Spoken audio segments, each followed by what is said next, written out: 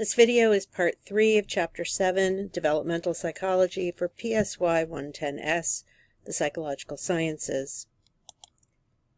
We're going to continue looking at cognitive development and shift to a specific area within cognitive development, which is the development of moral reasoning. Now, the theory that is most associated with this area is that which was devised by Lawrence Kohlberg, and like Piaget, he took the approach of, let me propose a problem to you, and whatever solution you come up with for the problem, I want to assess the type of thinking that you used in order to arrive at your answer. So it's not so much what answer do you give, it's what kind of thinking are you using, what kind of logic are you using. So the best known example of a Kohlberg paradigm that he would present to people was a dilemma involving a man whose wife was dying of cancer. There's only one cure for this cancer. The local drugstore or a local researcher had developed the cure, but he was selling it for much more than it cost to make, and the man couldn't pay. He had tried to borrow money to buy it, but he could only get about half of what it cost. He asked the man to sell it to him cheaper or to let him pay the rest later, but the person refused. Out of desperation, he broke into the store, stole the drug for his wife. Given this story, the subject in Kohlberg's research was asked if the man should have stolen the drug, and then they were asked to give their reasons for why or why not. So with this kind of moral dilemma, you have, you could say that he was right to do it, he was wrong to do it. It doesn't really matter which side of the argument you land on. What matters is the kind of explanation that you give. Kohlberg argued that we move from less to greater complexity in our moral reasoning, but also we move from simple hedonic orientation of punishment and reward to a systematically more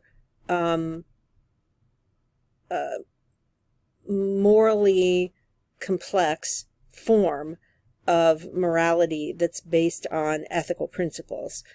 Now, remember that, Kohlberg, like Piaget, he's working from a very Western, developed national orientation. So he's thinking of it in terms of the way Western cultures tend to think about morality. So the lowest level is called a punishment orientation, where the reason you obey rules, so like if the man breaks the rule, he was wrong to do it because he's going to get punished. Or if he he steals the drug and gives it to his wife, he's doing it to avoid being punished by others when his wife dies. The reward orientation is basically you're complying with rules in order to get good things, to get rewards, to meet your own needs. So he steals the drug, his wife lives because it makes him happy. Whatever. Then the second level, stage 3, has to do with wanting to be seen as a good person. So here, stages 1 and 2 are about hedonism, avoiding punishment and getting rewards. Stages 3 and 4 are above that because they focus on, at stage 3, how other people view you and your personal desire to be seen as a good person, or as he puts it, a good child. So you're engaging in whatever the behavior is to have other people like you.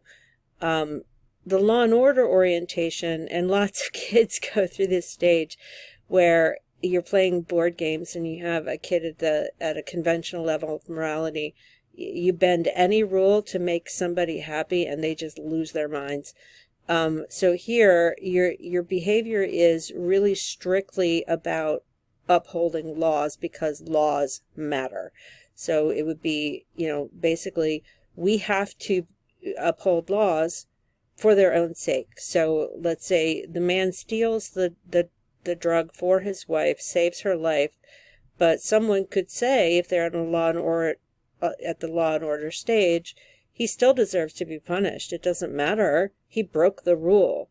Or if the law and order orientation is about your fealty is to your wife, then he is justified because the rule, quote unquote, is protect your loved one.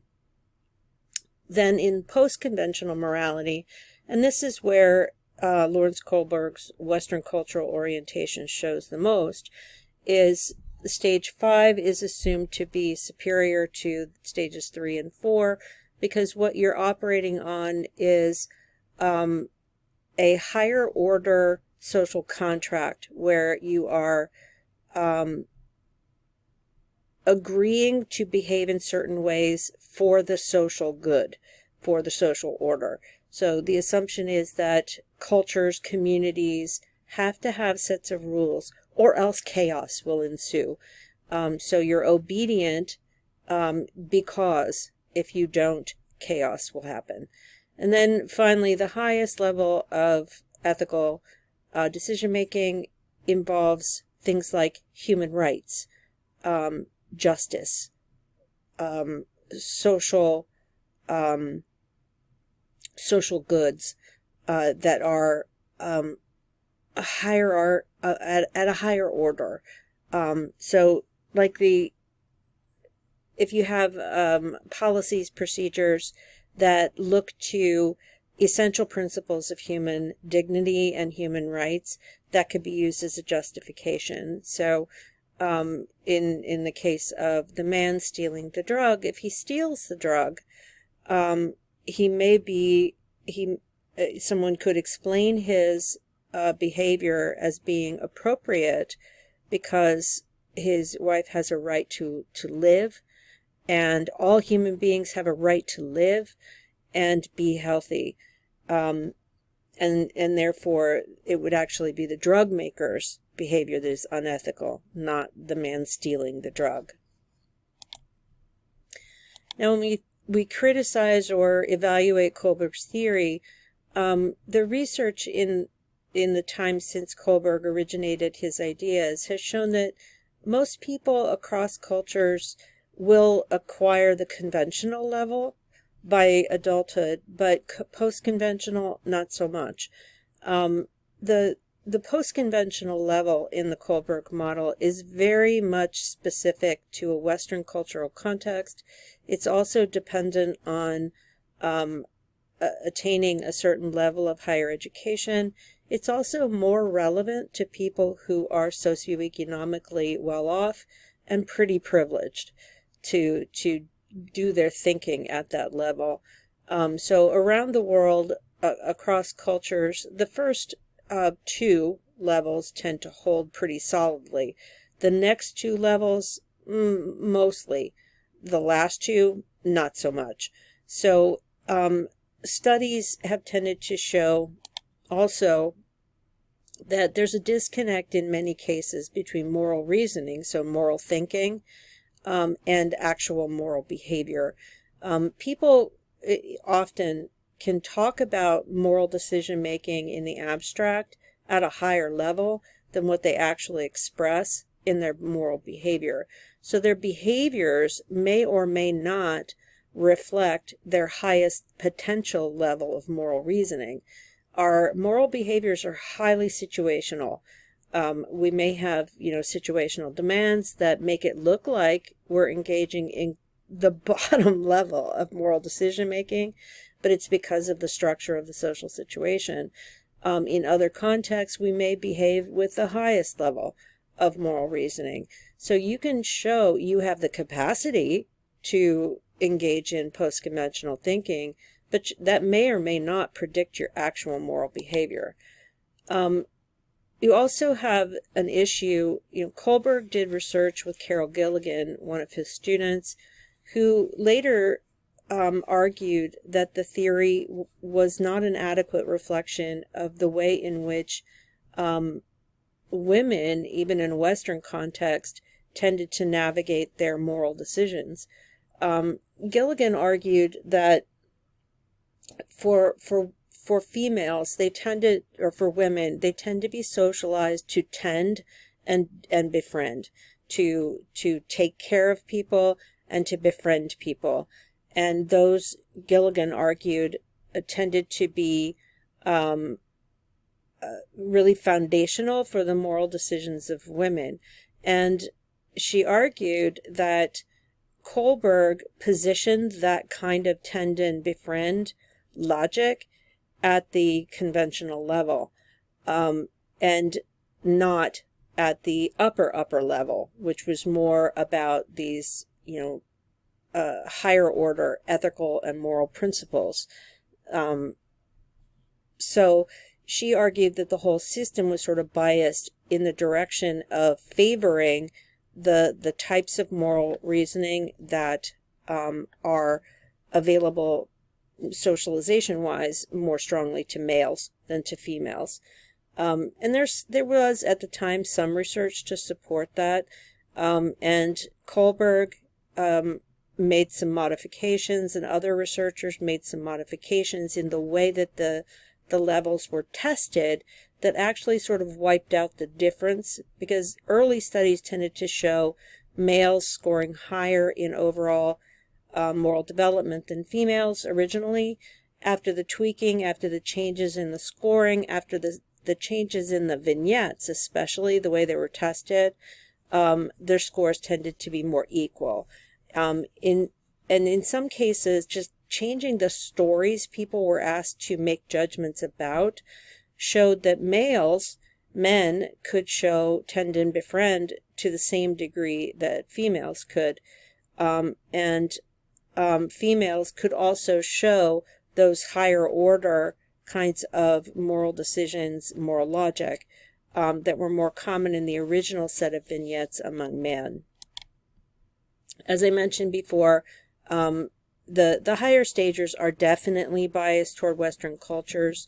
For example, some of the tenets of the Bill of Rights tend to be seen as sort of prototypically higher order moral reasoning, the kinds of rights that people should have. Those are not universal principles. Not all cultures have values that are consistent with those expressed in the Bill of Rights, or some of the other sort of Western principles that we value. So definitely the theory doesn't necessarily hold when you take it out of a Western cultural context. Now we're going to move away from cognitive development to socio-emotional development. So the development of emotional attachments, the development of bonds, and things like that. Attachment theory is fairly old, and has gone through a lot of modifications and changes. My guess is that you'll find some of the research, particularly Harlow's research, to be a bit harrowing to read about from an ethical standpoint, but kind of bear with it and follow the history of the research in this area. Researchers wanted to know, because human beings are characterized by our social and emotional bonds to other humans. And those bonds, the argument has long been, whether you're a psychologist or not, when you have positive attachments to other human beings, your quality of life, the way you develop, the way you conduct yourself is better. When you have weaker attachments or non-existent attachments to other people, or even worse, abusive attachments, then outcomes tend to be worse. So researchers have used the term attachment to describe these emotional connections that start in infancy, that connection between infants and their primary caregivers, that is really seen as essential during those first few months of life, and then continues to develop and change over the course of relationships. The assumption is that attachment in infancy and early childhood is going to shape the way in which you have later attachments to other people in your life, so in your own friendships, in your intimate relationships, and so on. Now, the earliest theories of attachment we're really looking at attachment in a non-species specific way. So Harry Harlow is just, a notorious example. But even before that, you had researchers looking at patterns of inborn connections between caregivers and offspring.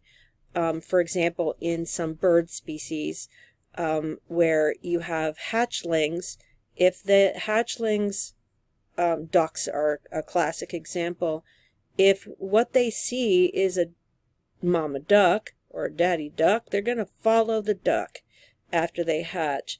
But if it happens to be a person there when they hatch, and that person is their caregiver, they're going to follow the person, and they're going to bond to the person. So you had some researchers early on looking at animal models and trying to describe what they called as imprinting. Now, what was found was that, as you move to species that are highly social, and you move into the primates, and then eventually into humans, attachment is not the same as the kind of imprinting that, say, ducks do. We're not indiscriminate in who we attach ourselves to. We have certain attachment needs. So what Harlow did was and here's where, you have to cringe at the ethics of what he's doing. He's using monkeys, newborn baby monkeys, and taking them away from their moms. And he wanted to know what would happen if you separated infant monkeys from their mothers at birth and put them in cages where they have non-living surrogates. And he wanted to know, is it just the food? So basically, is it just food delivery, or is there something more connected to the kind of comfort that the baby gets?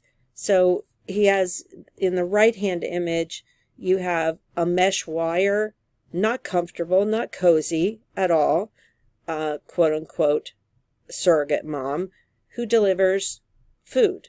So there's a nipple that the baby can nurse from for food. The other mom, surrogate mom, has face-like features and is covered in terry cloth, so it's comfy. And what was found was that food was not enough. The baby wasn't just going to hang out on the wire mesh. The baby was going to go with the more mom-like type of caregiver, so to speak. Basically, all of the baby monkeys wanted the cloth mother, regardless of which one of them provided nourishment. Now, for Harlow, what he argued was that the provision of contact comfort, as he referred to it, was a crucial part of attachment formation. So, ethics aside, treating baby monkeys, we wouldn't, researchers would probably not be permitted to do this kind of work now. What he found was that when these monkeys were confronted with a strange situation, and they didn't have their surrogate comfort contact mother, they became fearful. When the surrogate mother was brought into that strange situation, so the terry cloth one that they had snuggled with during their care, when that surrogate was brought back, they would snuggle up to it for a little while, but then they would explore their environment. So basically, Harlow was laying out the initial logic of what would become attachment theory in humans. That we need more than just nourishment to attach ourselves to a caregiver. We want comfort, we want emotional stability, and that becomes the ground, the grounding source of security from which we explore our environment. Now, Ainsworth went further and used, expanded the theory to categorize types of attachment expressed by young children. In 1969, American psychologist Mary Ainsworth gave developmental psychology a new procedure for studying attachment in infants. She called it the strange situation classification, and it's widely referred to as simply the strange situation. As an adult, you know when you've formed an attachment with someone, you know how it feels, and you know how to express your feelings in words. However, when it comes to babies and young children, they haven't yet developed these skills, and therefore researchers must turn to more subtle techniques, such as the strange situation, which measures the security of an attachment in 1 to 2-year-olds. A 20-minute participatory observation, during which the researcher observes the infant's behavioural responses to a series of scenarios. Ainsworth's strange situation includes 8 stages, each lasting roughly 3 minutes. To start with, the mother, baby and researcher are all together in the room, a small, neutrally coloured space with some toys for the baby to play with. The experimenter leaves after around a minute, and the mother and baby are alone for approximately 3 minutes. In this stage, researchers are watching to see whether the child is confident to explore the new environment, or whether she stays close to the mother. A stranger joins the mother and baby in the room. The researchers record the baby's response to this unfamiliar newcomer, who is left alone with the baby when the mother leaves the room. At this stage, the researchers are observing the baby's behaviour for signs of separation anxiety. 3 minutes later, the mother returns, and the researchers observe for the baby's reunion response. The stranger leaves the room. A few minutes more, and the mother leaves the room too, leaving the baby alone for the first time in the experiment. The next person to enter the room is the stranger, and finally, after 3 minutes, the mother returns, and the stranger leaves. All in all, a perfectly strange situation for all involved. So, what were the researchers measuring? When the mother was in the room with the baby, they scored the infant's behaviour on 4 measures: proximity and contact seeking, contact maintaining, avoidance of proximity and contact, and resistance to contact and comforting. The baby's exploratory behaviours were also recorded as she explored the environment. Ainsworth reported that infants display one of 3 attachment types.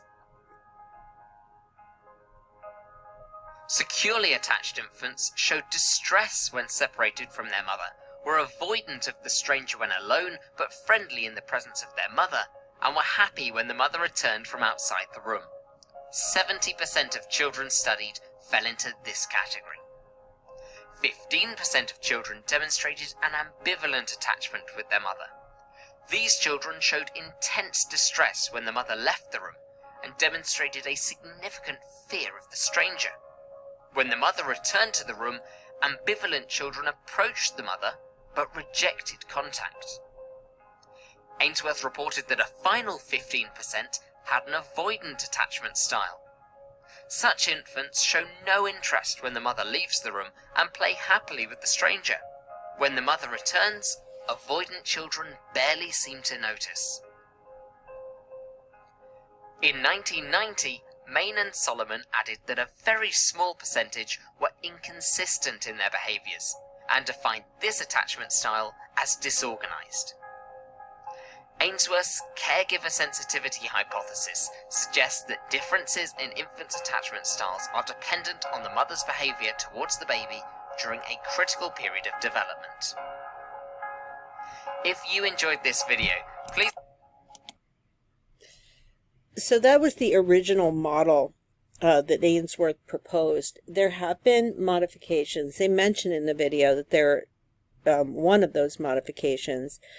Notice that her original theory was that it was really dependent on the primary caregiver's behavior.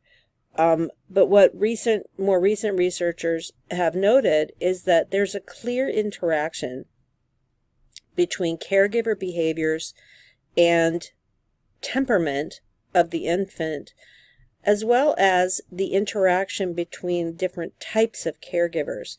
It's in fact true that infants, 1 to 2 year olds are going to have different qualities of attachment to different kinds of caregivers in their lives. You can be securely attached to one caregiver, insecurely attached to another caregiver. So it's not quite as you can't just categorize a person and see that they have one attachment style and it is characteristic of them top to bottom. So the original Ainsworth paradigm really kind of slanted in the direction of saying, in your early childhood, there's this critical period, and it's going to stamp you with a particular type of attachment going forward. So secure attachment, as was mentioned in the video, is attachment where infants can freely explore. They're enthusiastic when mom returns. They display appropriate distress, but also the capacity to calm down and to respond appropriately to the stranger. Insecure attachments, the avoidant form, which is the somewhat less common, minimal interest in mom. The theory was that this was caused by neglect, but that's less clear now in terms of the research. And these are kids that showed relatively little distress when mom leaves, and they tended to just ignore her when she returned. Now, the original paradigm only tested mothers. Later tests have involved other kinds of caregivers, including fathers, and the results were pretty much the same. Insecure ambivalent attachment is when you see actually the highest levels of distress. So you have high levels of distress when mom leaves, but ambivalent behavior when she comes back. So distress when she comes back, wanting to cling to her but pushing her away, and babies can stay, in a higher level of distress in these kinds of situations. Now, most kids tend to show secure attachments, and there's some degree of, there's some degree to which your infant level of attachment is predictive of later attachment type, but the relationship isn't as strong as you would think it would be.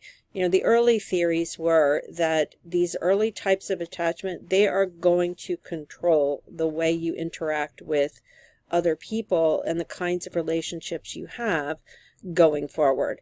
Your childhood attachment style is not your destiny, though. So later research has shown that prediction did not hold. So what kind of factors have been found to shape attachment quality? And originally this research was looking at parents, caregivers, and babies, but you can also look at other kinds of relationships. So the sensitivity of the person with whom the infant has a relationship, so their caregiver, if they are sensitive and responsive to the baby's needs, and that tends to create a secure attachment.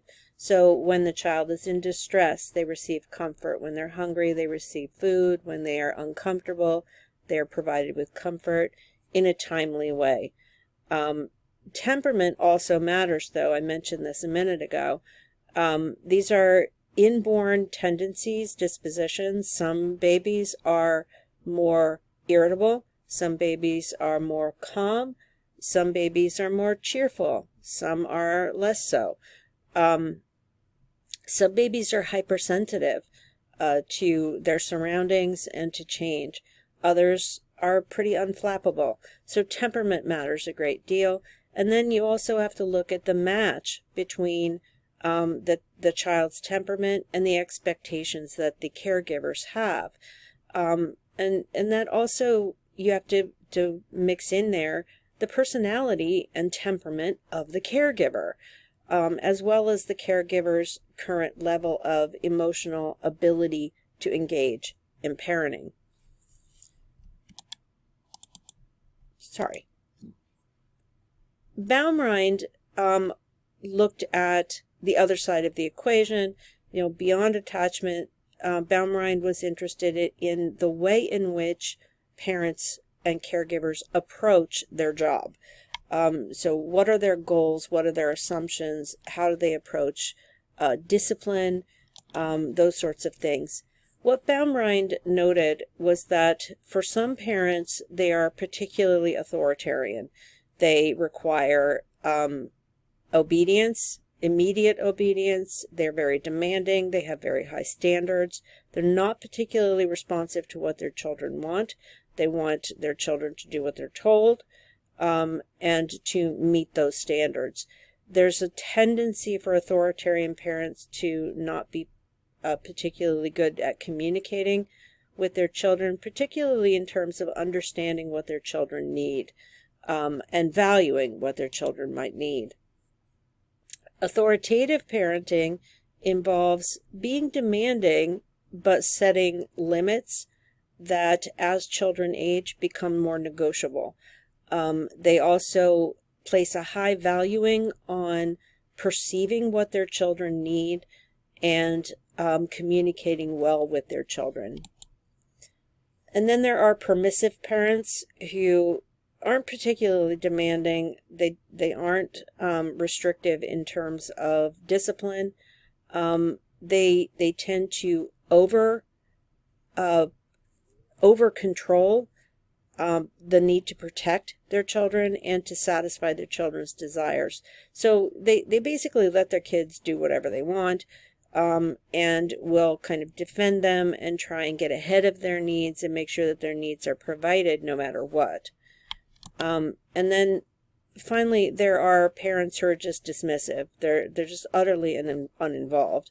They limit how much time they're with their kids, and they're just emotionally distant from them. They'll provide for their basic needs, but they're just not interested in being involved other than that. Now, what Baumrind wanted to do was to set the stage for studying what's the impact of these different types of parenting. Authoritative parents, that parenting style, both when the parents report using that style of parenting and when later grown-up people report that that's what their parents did for them, that tends to have the most positive outcomes in terms of child development. And that's in terms of cognitive development, socio-emotional development, and so on. So we see the best developmental outcomes with authoritative parenting. The children of authoritative parents tend to be more independent, more happy, more self-directed, and there's also a correlation with academic success and social competency. They tend to be liked by other children more, because they're more adept at negotiation, among other things. So lots and lots of research has shown that authoritative parenting is associated with better outcomes. And this relationship between parenting style and development, though, was established based primarily on very specific types of people. So this early research that showed this consistently positive connection between authoritative patterns of parenting and positive outcomes has to be qualified. So there needs to be an asterisk. Most of the research has been done studying white middle-class families in a Western context. So, if you think about cross-cultural comparisons, or even within, say, a country like the United States, if you look at different kinds of people, the preference for authoritative parenting definitely is stronger in white middle-class families who lean a little either moderate politically or left. Authoritarian parenting tends to be somewhat more strongly endorsed in other kinds of family contexts. So the research looking at families in multiple variations of cultures have shown that there are still some benefits. So the original research was qualified by the fact that most of the participants were white and middle class. When we expand that out to multiple cultures with different value systems and so on, there's still a finding that's pretty solid, that you see social, emotional, academic benefits of authoritative parenting. That doesn't mean that within a given cultural context, you won't have some cultures where authoritarian parenting is expected and is normative. Does that mean that necessarily you're going to see deficits developmentally across the board? Not necessarily. So where we are right now in terms of research on effects of parenting styles, authoritative parenting still tends to be seen as having the strongest benefits regardless of cultural context. But you have to be very mindful that the preference for that authoritative parenting is strongly Western and may or may not be embraced by cultures in different contexts. Now, a more recent theory in developmental psychology is something called theory of mind. And this refers to the idea that over the course of our early development, we start to be able to think about our own thinking and think about our own emotional states. But even more than that, we start to be able to take the perspectives of others and think about their mental states and their emotional states. And, over the course of childhood and adolescence and early adulthood, we should get better and better at being able to do this sort of theory of mind work. So, think about a situation where you ask a little kid who has just, say, they've gotten into a disagreement and they've been a little mean to another child. Maybe this is a 5 or 6-year-old child. And you say, how do you think that makes your friend feel when you hurt them? Or when you say a mean thing to them? How does that make them feel? 5 and 6-year-olds might have a very limited understanding. They might say, oh, it makes them feel bad, but they may not have a sophisticated understanding of that, of why that is. And mostly they're just worried about getting punished. So over time, though, we get more complex understandings of what might be going on in other people's heads. So to have a theory of mind, kids have to develop the ability to understand that other people don't always have the exact same thoughts, beliefs, feelings as they themselves do. What Piaget talked about was this idea that kids are, when they're very young, are fundamentally egocentric. Theory of mind is taking that a step further and saying that as kids develop, they get better and better at recognizing, or at least they should, get better and better at recognizing that other people's thoughts are not the same as their own thoughts. Other people's feelings and thinking are not the same. So, concrete example, I have across the street neighbors who have a bunch of little kids of different ages. And one of the kids, I think she's 6 now, but she was about 4 when we had this interesting conversation. She was asking me, it was a Sunday, and they had gotten home from church, and she said, how was church today? And I said, well, I don't go to church. She said, you don't? Why? I said, well, not everybody goes to church. What? And she was just baffled. She had just no concept of the idea that not everybody goes to church. Not everybody has religion in their lives. And, her mom is like standing off to the side, and I'm very carefully trying to word what I'm saying based on her developmental level, but also to be respectful of her parents and their own beliefs. So I just basically said, people have lots of different beliefs and ideas, and they're not always going to be the same. So children don't start, like this conversation that I was just describing was with the 4-year-old, and she was just starting to navigate this idea that other people have different thoughts, feelings, and experiences, different beliefs and ideas. Now that she is 6, she is fully capable of recognizing differences in feelings, differences in interests, and ideas. So it was a big leap between 4 and 6 for this development. So, you're rarely going to see children who are capable of imagining this nuanced diversity of thinking across people. As kids age, they should steadily start to develop those abilities. Now, neuroscientists argue that part of what's happening is that children need to lay down more neurons and networks of neurons, and there's even the theory that specific kinds of neurons called mirror neurons are really essential to building out this neural basis for being able to imagine and to play, to use play to develop empathy. So, 4-year-olds are just starting to really dig into imaginative play and playing roles and engaging in that sort of same age peer play that gives them practice. So before that, they don't have the sort of neural basis, the theory goes, for being able to do that. These mirror neurons allow us to imitate, to practice, to mimic, but also to play act and put out emotions into the world that we don't necessarily actually feel. That is sort of the emotional ground from which we develop later abilities to show full empathy.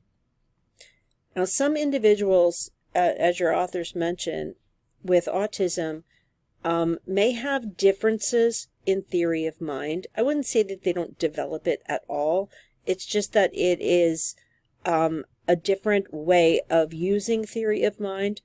It used to be believed that people with autism don't experience empathy. I think that research has shown that that's inaccurate.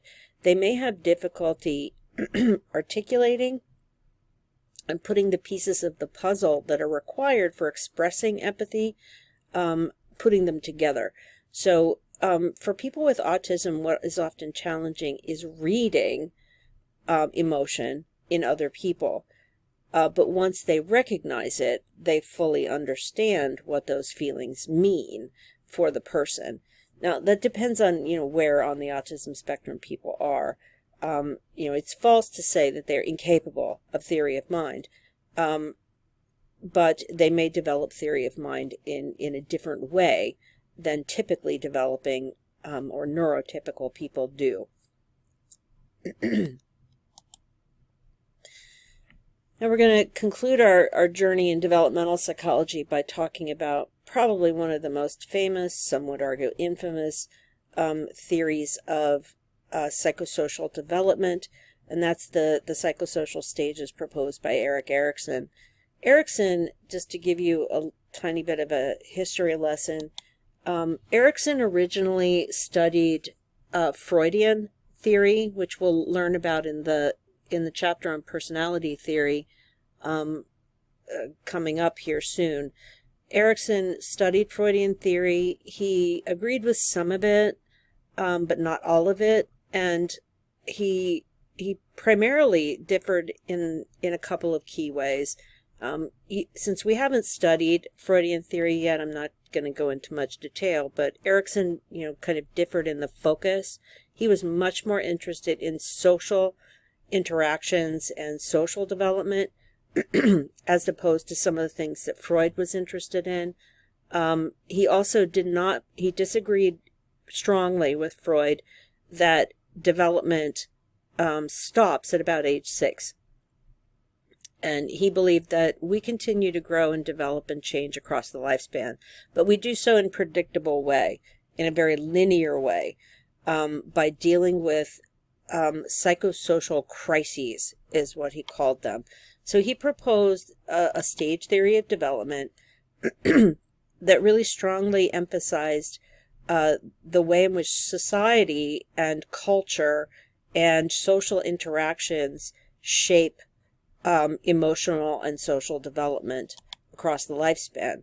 He described originally 8 stages of development, and Erik Erikson wasn't working alone. He actually worked with his wife, who doesn't get much credit for the work that they did. But she later added a ninth stage of development, and I'll talk about that later.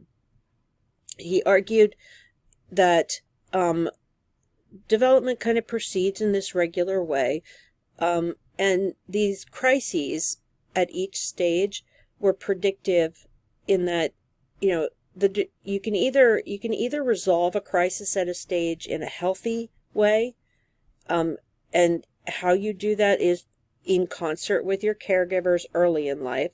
But then later in life, when you're an independent person and you're out in your social world, you're more on your own doing that. But early in life, you know, the quality of your caregiver interactions, the quality of your attachments, those sorts of things will help you to resolve the conflicts that are characteristic of each stage. If you successfully navigate the crisis, bravo, you can move on to the next stage and use the skills that you developed at the first stage to help you with the second one, and so on. If, however, the resolution of the conflict of that first stage is not quite so great, you're going to carry that baggage with you. And the problems of that unresolved conflict are going to kind of make it harder for you to resolve the next stage. So the model looks like this. And he did tether each psychosocial crisis to a particular stage in life, and you'll notice how these sort of match up with those earlier developmental stages that I talked about in part 1 of the lecture for this chapter. So you start with trust versus mistrust, and this is really about basic attachment, where infants can either learn to count on their caregivers or not count on them. And the resolution of this, you know, hopefully you come out of your first year of life with a basic sense that people are going to take care of you. So as long as your caregivers aren't abusive or completely neglectful, you're going to come out of that with healthy attachment, and a basic sense of trust in the world. The second stage, 1 to 2, is about autonomy versus shame and doubt.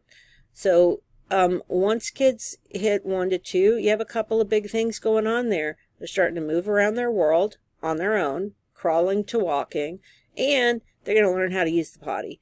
So kids are going to learn to be self-sufficient. They're going to learn how to use the potty, to walk, to explore. Erikson argued, if kids are restrained too much, they become filled with shame and doubt. If you try and toilet train them too early and they're not biologically ready, they start to feel shame and doubt. If you control their movements, if you don't let them, you know, play and explore, they won't learn self-sufficiency. So they will learn to be fearful and feel ashamed and out of control.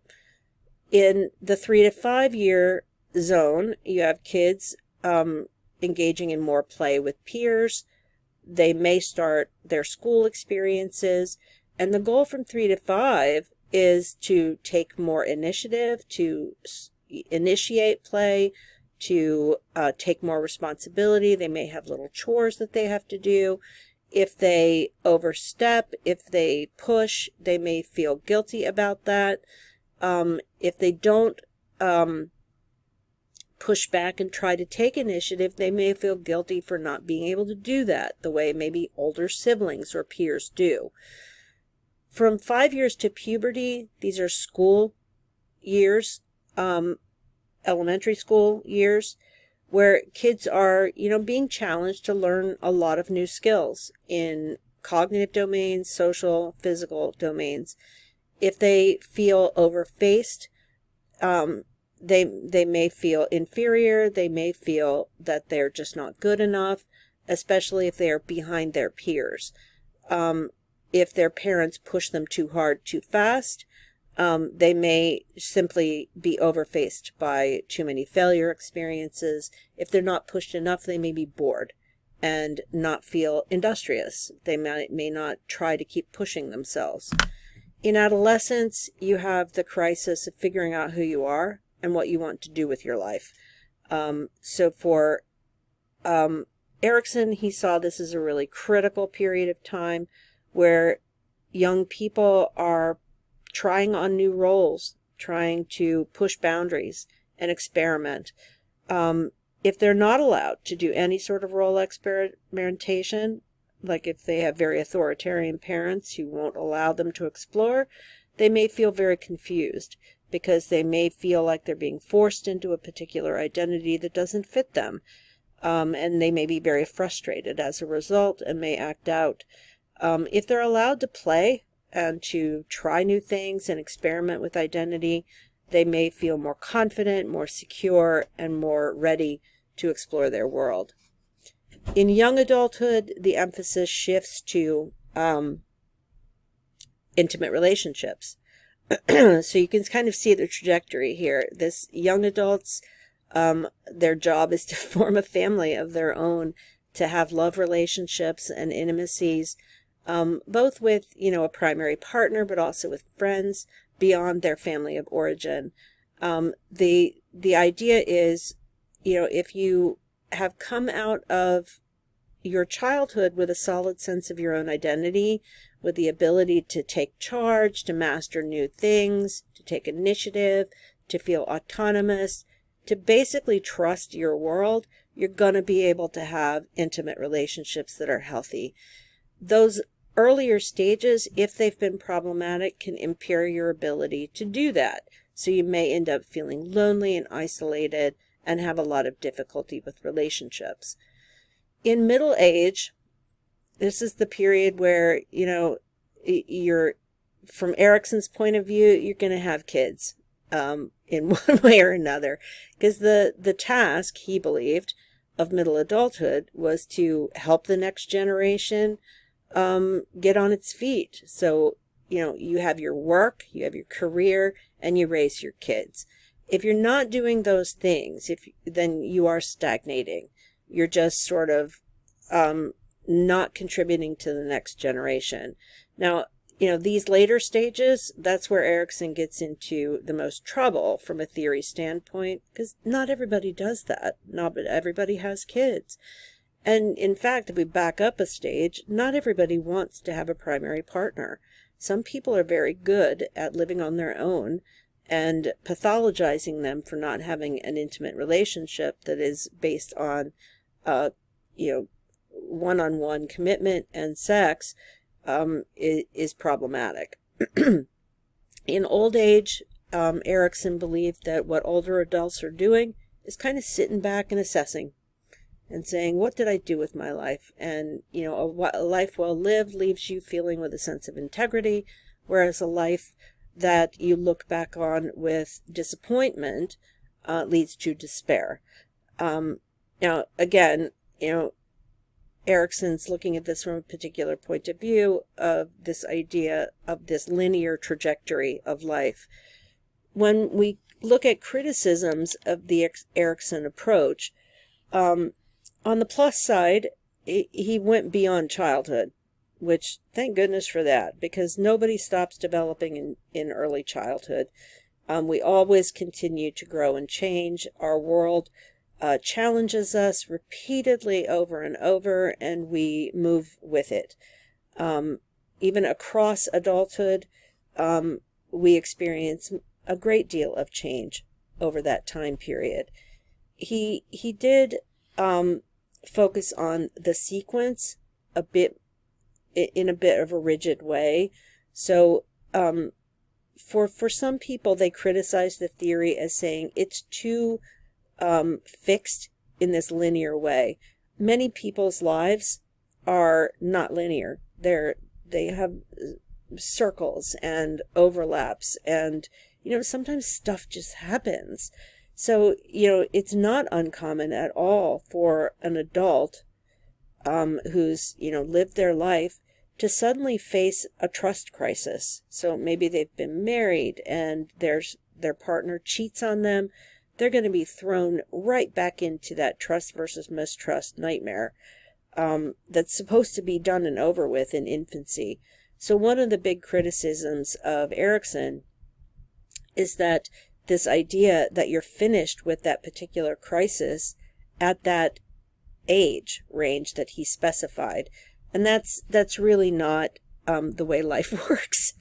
we deal with the crises that he outlined at every stage of life. And, you know, for many critics of Erikson, they would prefer that you have access to these stages and the challenges that they represent, and you're going to constantly be revisiting them as your life unfolds. Now, on the plus side, you know, advocates of Ericksonian theory argue, you know, it's really important that he forced people to look at the entire lifespan.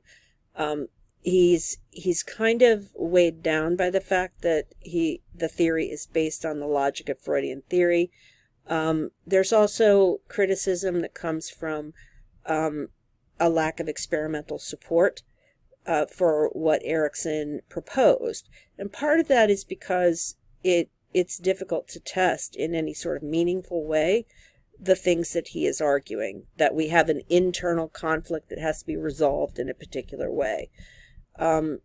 Like Kohlberg and many of the theories that we've already looked at, including Piaget's, the theory has been criticized for being very, very Western, based in Western cultural values of independence, separation, and defining personal success in terms of having a particular kind of family, a particular kind of career, and trajectory of life. So this linear model of development through childhood, adolescence, early adulthood, middle adulthood, and late adulthood tends to fit better if you're in a Western cultural context and you're male, because the male Western cultural model was seen as the norm. For women in Western cultures, their lives tend to be more circuitous and less linear, more tied to relational aspects as opposed to independence. So for some critics of Erikson who look at women's lives, they tend to be less independence focused. So in fact, what some have argued is that intimacy issues, Erikson argued, you have to have your own independent, separate identity before you can establish intimacy.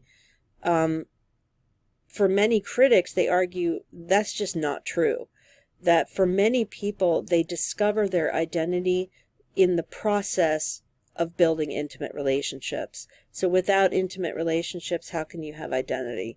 So many critics have argued that this masculinity-centered focus, which emphasizes you must separate from your caregiver, separate, independence is the key. Many critics argue that that's not representative of the majority of people on the planet. Even in a Western culture, you're really missing out on the way in which a lot of people navigate their own lives, particularly women. In non-Western cultures, in much of the world, this excessive emphasis on independence and separateness is seen as very not healthy. So, for example, in a lot of Asia, a person who is very, very independent is seen as unhealthy. So instead, the role of connectedness is much more strongly valued in much of Asia. So your developmental course is really evaluated in terms of the degree to which you are connected to your family, to your community, to your surrounding world. And having a strong independent sense would be seen as selfish, as opposed to healthy. So lots of potential criticisms, but also lots of positives. And that concludes my coverage of Chapter 7.